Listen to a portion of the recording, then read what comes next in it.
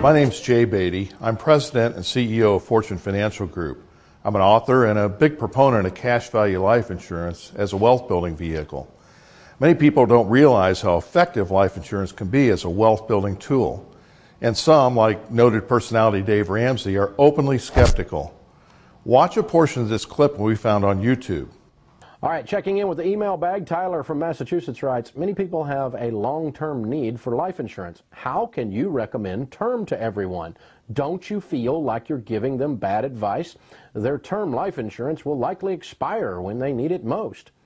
Spoken like a great life insurance agent. Tyler, how long have you been selling life insurance? And those weren't questions, those were passive-aggressive statements, weren't they, sir? So let's deal with it, though.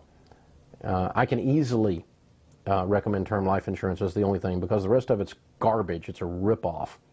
You're much better off buying term insurance at about 5 cents on the dollar for the same amount of insurance and investing the rest of your money. You'll end up with much more. Let's kind of follow this through for a second. You'll see what I'm talking about. Let's say I'm talking to a 32-year-old who has a 4-year-old and a 2-year-old. Let's visit him 20 years from now when his 20-year level term that I recommend expires. That would make him 52. He would have a 24-year-old and a 22-year-old. They should, hypothetically, both be out of college, both be grown, gone, out of the picture, no longer a liability. The kids are grown and gone at 52 for that 32-year-old 20 years from today.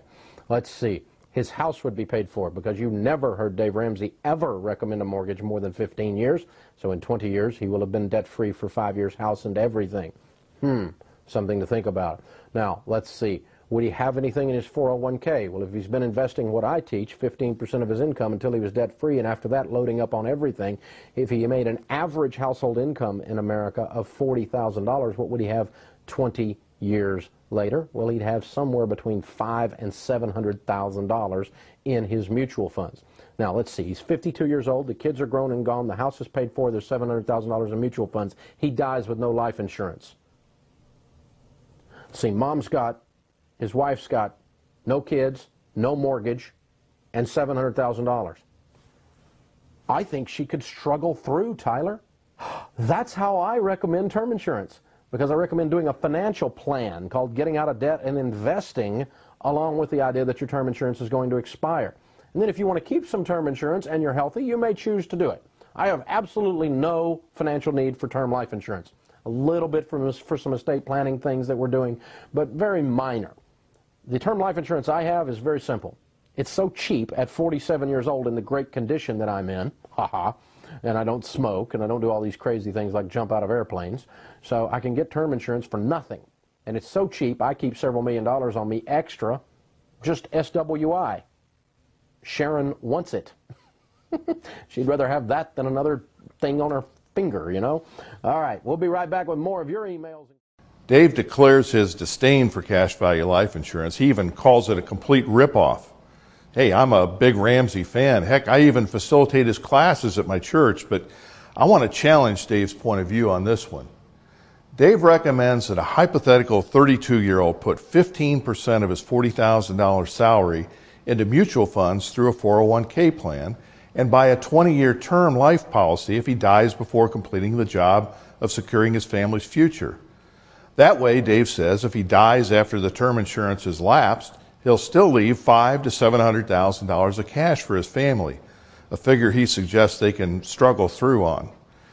Now, even though Dave lampoons the life insurance business, his story really has nothing to do with life insurance. Assuming our guy makes it to 52, he's going to die without any life insurance. His policy will have expired before he does. Instead, his plan relies on turning $6,000 a year into $500,000 to $700,000 in 20 years. Now, that seemed a little pie in the sky to me, so I pulled out my calculator, and here's the straight math. Dave's 32-year-old would have to grow his money at 15% compounded annually over 20 years with no fees or commissions or account costs and no taxes in order to leave that kind of cash for his family. Now, not only does that seem unlikely, but we don't control any of the variables other than the commitment to save in the first place. Now, back here on Earth, if he grows his $6,000 a year at 10% in a climate of low fees and low taxes, He'll have $232,000 in 20 years, barely a third of the $700,000 Dave predicts. Now, that wouldn't fund much of a retirement lifestyle or leave any significant legacy for his family.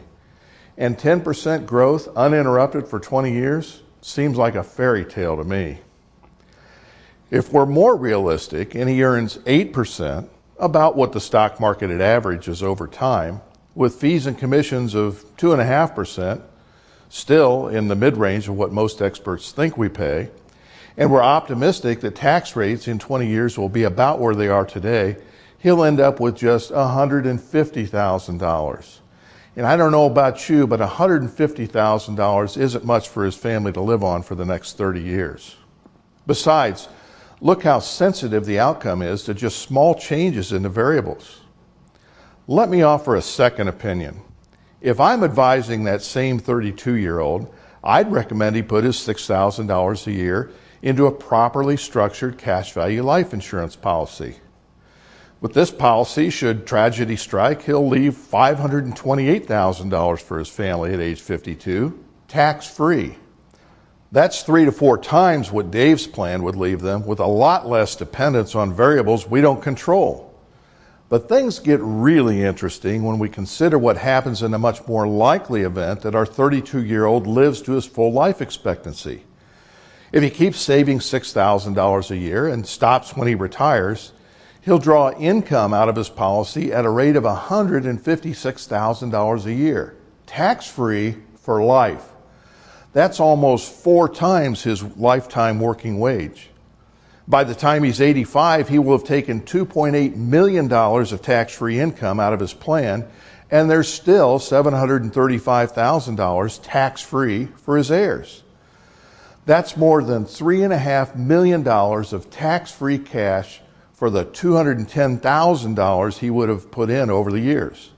And by the way, there's a whole basket full of other substantial benefits you'll want to know more about.